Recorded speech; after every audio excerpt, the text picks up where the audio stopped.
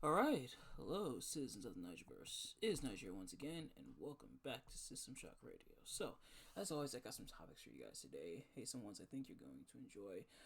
Because the topics we have are usual five, but because some of them are like a couple in one, and one is probably going to take a little bit, this episode might be a little bit on the longer side, but hopefully you're in for the long haul. And yeah, without further ado, I guess that's probably our cue to get right into it. So, starting off our first topic we have here, but actually before we get into that, I just want to say if this is your first episode of System Shock Radio, welcome. If not, welcome back. But if you are indeed new here, we talk about a variety of things. We do some nerd stuff, some video games, movies, comic books, stuff like that. We talk about those. Talk about some pro wrestling, hang out, we do some inspiration, all kinds of stuff, some current events from time to time. So if that is your kind of thing, please consider hitting that subscribe button. But without further ado, let's get right into it. Starting with our first topic, it's that time of year again. It's time for the Video Game Awards. So the Game Awards 2024, or it's slated to take place December 12th of 2024 or so. So about a week or so from now, how about about a week and a half from now, we have our categories, we have our nominees, and the nominees this time around have been met with some mixed reception. And this time around, but we'll get into it. We're gonna read off the nominees. We have a lot of categories. He's in. Yes, we are going through them all. I'm gonna, because there are a lot. I'm gonna try to go through these as quickly as I can. But yeah, so our first category is Game of the Year, and our nominees are Astrobot, Balatro, Black Myth Wukong, Elden Ring Shadow of the Erd Tree, Final Fantasy and Final Fantasy VII Rebirth, and Metaphor ReFantazio. Then for best game direction, we have all the aforementioned games carried over into best game direction. For best narrative, we have Final Fantasy VII Rebirth, Like a Dragon, Infinite Wealth, Metaphor ReFantazio, Senua's Sage H Hellblade 2, and Silent Hill 2. For best art direction, we have Astrobot, Black Myth Wukong, Elden Ring, Shadow of the Erd Tree, Metaphor, ReFantazio, and Neva, I believe that's pronounced. I might pronounce some of these games wrong, so if I do, I apologize. For best score music, we have Astrobot, Final Fantasy VII Rebirth, Metaphor, ReFantazio, Silent Hill 2, and Stellar Blade. For best audio design, we have Astrobot, Call of Duty Black Ops 6, Final Fantasy VII Rebirth, Senua's Sage Hellblade 2, and Silent Hill 2. For best performance, we have Brianna White as Aerith Gainsborough from Final Fantasy VII Rebirth. We have Hannah Tell as Max Caulfield from Life is Strange Double Exposure. We have Humberly Gonzalez as Kay Vess in Star Wars Outlaws. We have Luke Roberts as James Sunderland in Silent Hill 2. And we have Melina Jurgens as Senua in Senua's Sage Hellblade 2. In Games for Impact, not entirely sure what that means, but I'm guessing maybe emotional impact. I'm guessing, but I'm not entirely sure, admittedly. We have Closer the Distance. We have Indica. We have Neva. We have Life is Strange Double Exposure. We have Senua's Sage Hellblade 2. And we have Tales of Kinzera Zao. For best independent game, we have Animal L, Balatro, Lorelei and the Laser Eyes, Neva, and UFO 50. For best debut indie game, we have Animal L, Balatro, Balastro, I should say, Manor Lords, Pacific Drive, and The Plucky Squire. For best ongoing game, we have Destiny 2, The Final Shape, Diablo 4, Vessel of Hatred, Final Fantasy 14, Dawn Trail, Fortnite, and Helldivers 2. For best community support, we have Baldur's Gate 3, Final Fantasy 14, Dawn Trail, Fortnite, Helldivers 2, and No Man's Sky. For best mobile game, we have AFK Journey, we have Balatro, Pokemon Trading Card Game Pocket, Wuthering Waves, and Zenless Zone Zero. For best VR AR game, we have Arizona Sunshine Remake, Asgard's Wrath 2, Batman Arkham Shadow, Metal Hellsinger VR, and Metro Awakening. For best action game, we have Black Myth Wukong, Call of Duty Black Ops 6, Helldivers 2, Stellar Blade, and Warhammer 40,000 Space Marine 2. For Best Action Adventure Game, we have Astrobot, The Legend of Zelda Echoes of Wisdom, Prince of Persia, The Lost Crown, Silent Hill 2, and Star Wars Outlaws. For best role-playing game, we have Dragon Dogmas 2, Elden Ring, Shadow of the Erdtree, Final Fantasy VII Rebirth, Like a Dragon, Infinite Wealth, and Metaphor Fantasio. For best fighting game, I promise we're almost done. For best fighting game, we have Dragon Ball Sparkling Zero, Grand Blue Fantasy Versus Rising, Marvel's Capcom Fighting Collection Arcade Classics, Multiverses, and Tekken 8. For best family game, we have Astrobot, The Legend of Zelda Echo of Wisdoms, The Plucky Squire, Princess Peach Showtime, and Super Mario Party Jamboree. Or best sim strategy game. For best sim/strategy game, we have Age of Mythology Retold, Frostpunk 2, Kunitsu Gami, Path of the Goddess, Manor Lords, and Unicorn Overlord. For best sports/racing game, we have F1 24, EA Sports FC 25, NBA 2K25, Topspin 2K25, and WWE 2K24. For best multiplayer, we have Call of Duty Black Ops 6, Helldivers 2, Super Mario Party Jamboree, Tekken 8, and Warhammer 40,000. For innovation and accessibility, we have Call of Duty Black Ops 6, Diablo 4, Vessel of Hatred, Dragon Age the Veilguard, Prince of Persia the Lost Crown, and Star Wars Outlaws. For best adaptation, we have Arcane in Fallout, Knuckles, Like a Dragon Yakuza, and Tomb Raider The Legend of Lara Croft. These are all like TV series and everything. For most anticipated game, we have Death Stranding 2 on the Beach, Ghost of Yotei, Grand Theft Auto 6, Metroid Prime 4, Beyond, and Monster Hunter Wilds. For Player's Voice, these ones aren't in yet. This is courtesy of the wiki page on Wikipedia, but it says the nominees are going to be decided on December 9th, so next week. So maybe I should say this for next week, but and then for esports and creators, the best esports game, we have Counter-Strike 2, Dota 2, League of Legends, Mobile Legends, Bang Bang, and Valorant. For best esports athlete, we have Neta 33 Shapira. We have Alexei Alexib, Vierhanen. Again, if I mispronounce any of these names, I do apologize. We have Jung Chovi Jihoon. We have Lee Haker Sang Hyok, Matthew Zhu Erbout, and Zhang ZMJJKK, because I know I'm going to butcher that. Yang Kang. For best esports team, we have Bilibee Gaming, Gen G, Natives Vincier, her T1, and Team Liquid. And for content creator of the year, we have Queso, Ilio Juan, Techno Gamers, Typical Gamer, and Usada Picora. And we also have a section here for multiple nominations. That's for games that got a lot of nominations. If you were following along as I was reading there, a lot of these games have several nominations, like a number of nominations. And Astro. Okay. Okay, so we have nominations by game and then nominations by publisher. So Astrobot and Final Fantasy VII Rebirth both got 7 nominations. Metaphor Fantasio got 6 nominations. Battleship and Silent Hill 2 both got 5.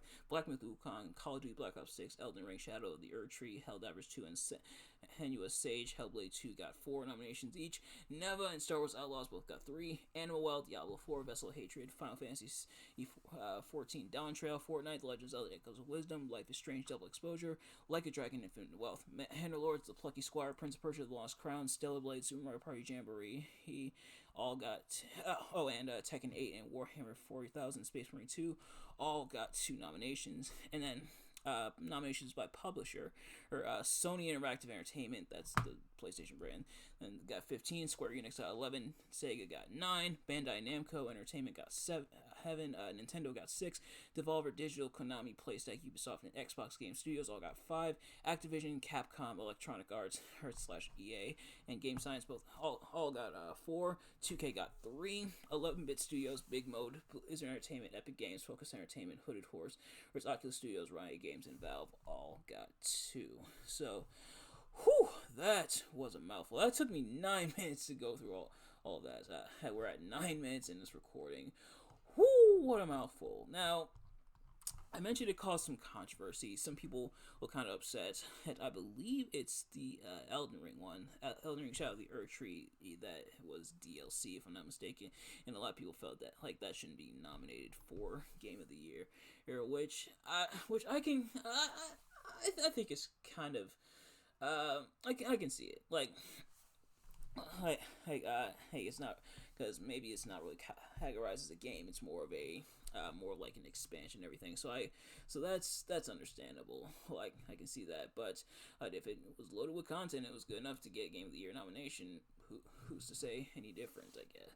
Yes. Now, voting is still up. You can go to the Game Awards website and actually vote there. I'm not going to, only because most of not all these games I haven't played. Like, admittedly, I'm pretty behind on video games. Like at least the newer video games. I play. Hey, I don't always play like the super old retro stuff. A lot of times I try to play the newer stuff, but a lot of the games that I've played and that I own are not necessarily from this year. I think the most recent game I got, like the other day, was Sonic X Shadow Generation, or I think it's Sonic Cross Shadow Generations, and that's probably like the most game that's the most recent that came out that I bought. Like, I'm behind on a lot of stuff. I do have the Marvel vs. Capcom collection.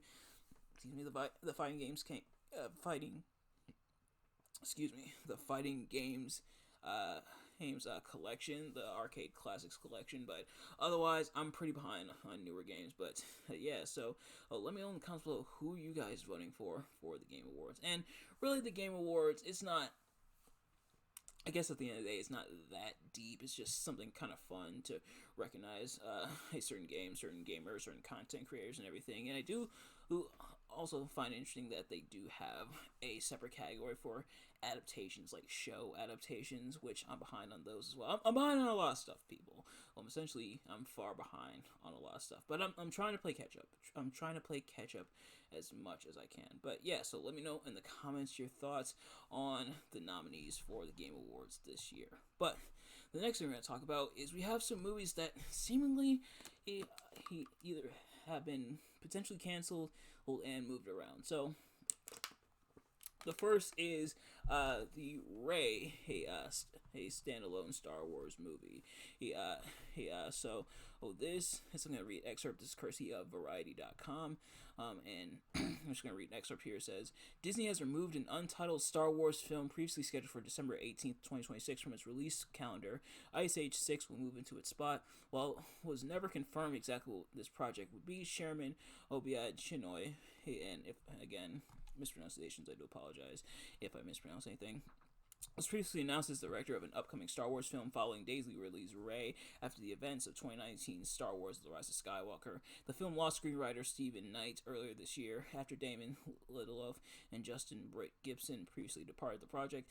Lucasfilm president Kathleen Kennedy said at last year's Star Wars Celebration that Ridley's new film would follow Rey as she builds a new Jedi Order.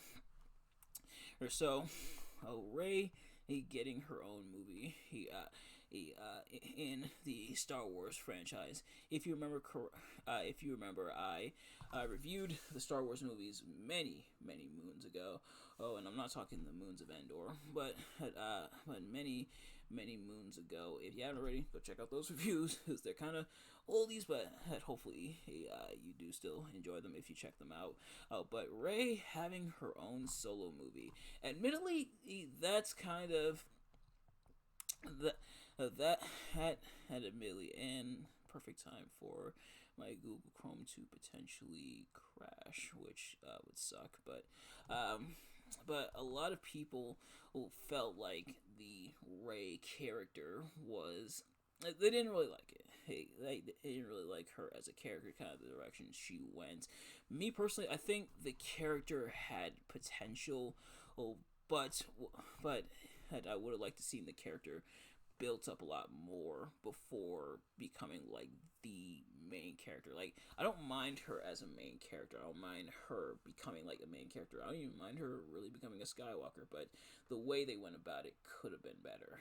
And Amelia's solo movie, I think if the cards fell into the right place, if you play your cards right, could seek to potentially rectify some of those issues to kind of give us more of Rey's backstory, or to develop Rey more as a character and to really help flesh her out and everything, and as solo movies usually tend to do.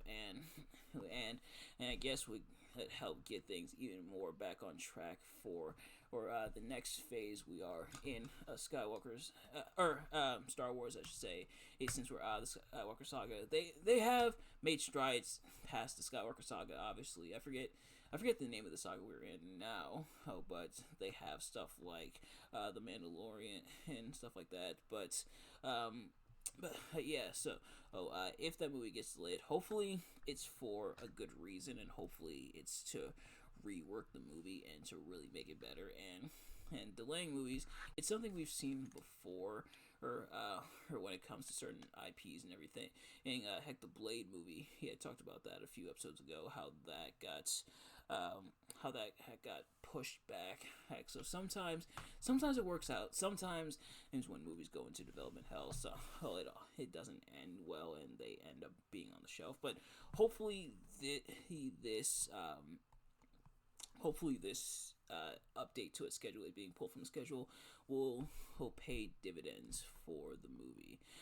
But then, and the movie that we have that seemingly canceled is the Splinter Cell movie. So, this is courtesy of the Direct, and I'm just going to read an excerpt here. So it says, Splinter Cell is an iconic game franchise, one that fans have been hoping to see unfold in live action on the big screen.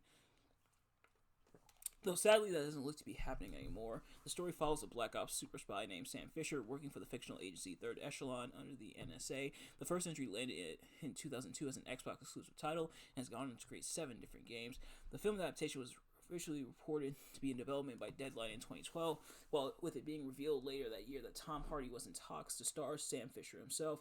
In 2014, Edge of Tomorrow director Doug Liman was announced as the director of the film, which was being produced by Ubisoft and New Regency as an edgy PG-13 action flick. There have been multiple updates throughout the 2010s regarding filming timetables. Every single one of those had missed their mark. For years, there's been no further word on the status of the long gestating Splinter Cell movie. While promoting the 10th anniversary of John Wick, producer Basil Iwanek, who signed on to produce the Splinter Cell film in 2013, confirmed that the previously announced live-action theatrical adaptation is now dead. According to Iwanek, the Tom Hardy-led movie is not happening anymore as they couldn't get it right. That movie would have been awesome, just couldn't get it right, script-wise, budget-wise, but it was going to be great. We had a million different versions of it, but it was going to be hardcore and awesome. That's one of the ones that got away, which is really sad. The news that the Splinter Cell live-action adaptation was canceled is certainly going to break the hearts of fans worldwide. While it doesn't mean there won't ever be a movie, the wait for the hypothetical film just got exponentially longer. So kind of tying back into my earlier point about movies being in what's called development hell, where they're kind of pushed back in development for so many years, whether it be script rewrites, want to take the movie in a different direction, sometimes having to recast, or certain actors don't want to be a part of the project anymore. In 1 or 2 cases, the actor actually passed away before they could complete the movie. So things like that can really put a damper on a lot of movies, and it looks like the Splinter Cell movie here has fallen to the same fate. Now, Splinter Cell, not a series I grew up with, mainly because I wasn't an Xbox kid growing up, but even the later Splinter Cell games I didn't really play. Just kind of it wasn't part of my childhood, unfortunately. But I do know.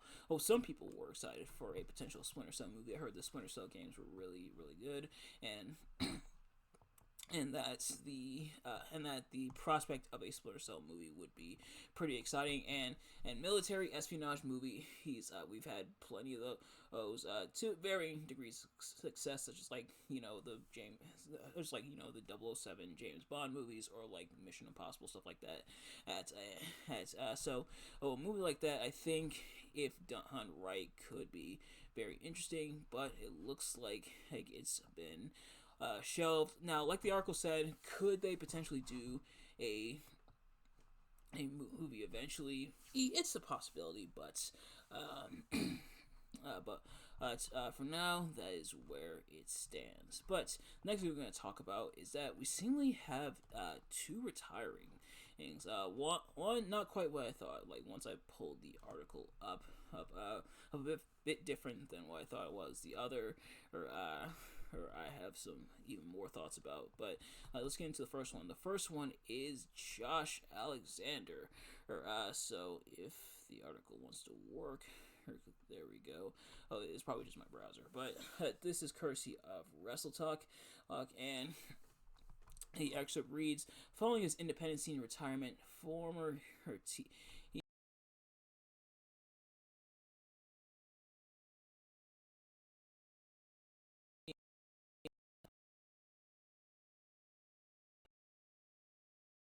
wrestling star Josh Alexander announced he was officially stepping away from the independent wrestling scene. And after the show, Alexander took to social media to confirm his announcement and his final indie date for now. Alexander clarified that he still has independent shows he'll appear at in coming months from previous bookings, confirming that his final independent booking is for January 11th. And Alexander shared a heartfelt message about ending this chapter of his career, writing, "Regardless of what may or may not be in my future, after talking with my family, I've made the decision to stop taking indie dates. I've loved my time in the independents these past 20 years. I've done amazing things, worked with amazing people, and got to travel the world performing in front of amazing fans. That being said, I'm tired of the hustle. It's time for this next crop to step up and fill whatever void I may leave behind in the Canadian scene. I have faith because of promotions like Northern Crown in Toronto, because of wrestlers like Forza Lives, that's his Twitter handle, new Northern Crown champion Vaughn Vertigo, and countless others. Please support the indies, support the wrestlers grinding. They aren't fueled by money, only a rabid passion or addiction and love for pro wrestling. All I ever did was follow my heart, driving cars into the ground, barely able to afford to eat or pay my bills, just so I could get to a show and wrestle every weekend. It was tough, but I wouldn't trade it for anything. I've made lifelong friends, found my wife along the way, and built a life and family to support me for whatever lies ahead. Thank you to every promotion that booked me.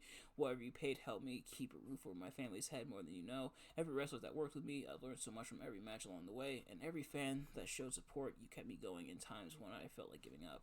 It's not goodbye, it's just see you later." And I'm going to skip ahead to this part where it says, Alexander's TNA wrestling contract reportedly expires in February 2025 and recently teased entering free agency. So Josh Alexander, not retiring from pro wrestling entirely, at least not seemingly for now, but retiring from the indies, not taking any more indie dates. It's I imagine, and kind of the way it was structured, or kind of how it looked like he wanted to kind of take a step back, maybe spend more time with his family, working on the indies for 20 plus years. Whereas the thing that people forget about the wrestling industry is after a while it starts to take a toll on you. So sometimes you do have to take a step back. But the next one, which was a bit more surprising for a lot of people, is seemingly Toni Storm retiring from wrestling. So this is courtesy of SI.com, aka Sports Illustrated. It says AEW star and former AEW Women's World Champion Toni Storm has announced her retirement from pro wrestling. During an interview with SB Nation, the former champion revealed the news and stated that she simply isn't used to being a loser. I'm not used to being a loser. I failed at everything. I lost in AEW. I lost in Japan. I lost in Mexico. This is the last you'll hear from me again. And enjoy Mariah May as your champion. You can all enjoy that. And that is a quote from Toni Storm. Storm confirmed that she hadn't spoken with Tony Khan about her leaving, but that AEW would be fine without her. AEW is just fine without me, Storm said. Everything is going well for AEW. They don't need Toni Storm. And Storm has not been seen on AEW television since she lost the AEW Women's World Championship to Mariah May at All In. And Storm's a three-time AEW Women's World Champion. She joined AEW in 2022 and had early success before teaming up with Saraya and Ruby Riott. After losing the AEW Women's World Championship to Hikaru Shida, Storm broke down and the popular timeless Toni Storm character was born. And prior to running AEW, Storm wrestled for WWE, NXT, and NXT UK. She's a former winner of the WWE Mae Young Classic Tournament and a former NXT UK Women's Champion. So, Toni Storm seemingly announcing her retirement. Now, this thought crossed my mind, but it seems that it crossed the minds of a lot of people as well. This may be a work, or this could very well be a storyline, and leading to Toni Storm eventually making her way back into AEW, challenging Mariah May, going after her and and the championship once again, and that is a possibility. If this truly is the end for Toni Storm, it's definitely been a hell of a career, and she left off with a very interesting and awesome character with Timeless Toni Storm, and I'm sure, and Mariah May still pretty relatively, I would say, early into her run as champion. It's only been a few months, and excuse me, at the time of this recording, she's now entering her feud with Mina Shirakawa. Excuse me. So, want to continue to see what she does as champion. And so, Toni Storm, or if this, like I said, if this is the end for her, of course, definitely, you want to say thanks for an awesome career, and yeah, I'm sure she has her reasons for potentially retiring. But if this is an angle and if this is a storyline, I do want to see where it goes. This is interesting, and I do want to see where this goes, and if done right, and notice I keep saying that if done right, because as if done wrong, and AEW has done some storylines wrong, but if done right, this could be a very interesting direction for the character, for the storyline. This could lead to a big kind of return match, big return feud with Mariah May, if that is the direction they want to go, and it seems that that's what they're hinting at, if this is indeed a work, but yeah, I do want to see where this goes if this is an angle. But the next thing we're going to talk about is that apparently Cody Rhodes and Roman Reigns are going to be on the Raw premiere on Netflix. So, of course, Raw is coming to Netflix. They're going to be premiering on Netflix in January of next year. Here, we're trying to get the exact date for that at January 6th of 2025. So, so yeah, right as the year begins, and a lot of people are interested and excited to see what Raw does on Netflix. We do have our concerns considering how the Jake Paul Mike Tyson event went and a lot of the issues that streaming event had. We are a little bit concerned, admittedly, but we do want to see, or at least I do, and I'm sure a lot of people do, want to see what Raw does when they come to Netflix, when they live stream on Netflix. Hopefully they get the kinks out. I'm sure Netflix is slightly in panic mode after the pay-per-view event, especially with not only Netflix, but the NFL going to be broadcasting on Christmas Day on Netflix later on this year. But of course, Raw has a deal with Netflix, and so seemingly bringing in Roman Reigns and Cody Rhodes to kind of give more bang for the buck and to make the first episode more enticing and to really drive up that viewership. But Nigel, you may be asking, aren't Roman Reigns and Cody Rhodes on SmackDown? And you know what? That is a very great point, which is why apparently this is not going to be a permanent thing, but kind of want to get them on the show, get two of the biggest stars in WWE at this point in time for that first episode to really drive up viewership, and I think it's a very smart move. Like bringing out the big guns for this big premiere on Netflix, this big new move to this new network and this new way of streaming, this new way of watching Raw on Netflix to really boost up that viewership. You have to really make things more enticing. It's not the first time, and it's certainly not the last, and it's what you would want. If you want to get eyes on your product, having your biggest stars associated with said product, no matter what it is, whether it be wrestling, whether it be sports, whether it be whatever, having your big stars, your big entities, your big names on that had to give this really great first impression, even if it's one night only, I think is a very, very smart move. For example, when SmackDown came to USA again earlier this year, they had the championship match between Cody and Solo. Roman came back, so having that be enticing as well to entice further, or when NXT moved to CW, who having Julia as NXT Women's Title match on that card, or having the NXT Title match on the card. So having big things happen on the premiere episode to really make things more enticing and to boost that viewership, I think is a very smart move.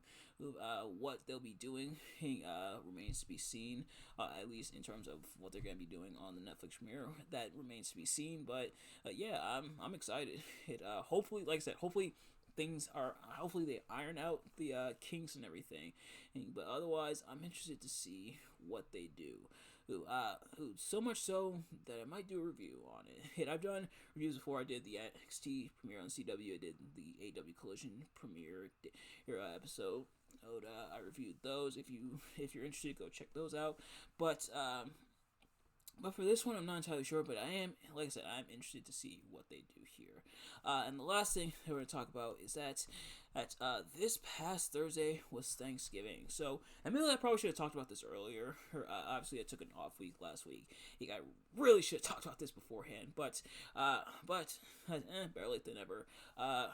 So, happy Thanksgiving. Happy late Thanksgiving, I should say, to all those who celebrate. If you celebrated it, if you didn't, totally fine, of course. But if you did, I hope you had a very safe, even happy Thanksgiving. I hope you got to spend time with your friends, family, significant others, loved ones, or even if you had Thanksgiving by yourself, I hope you had a great time. I hope you got to get some great food.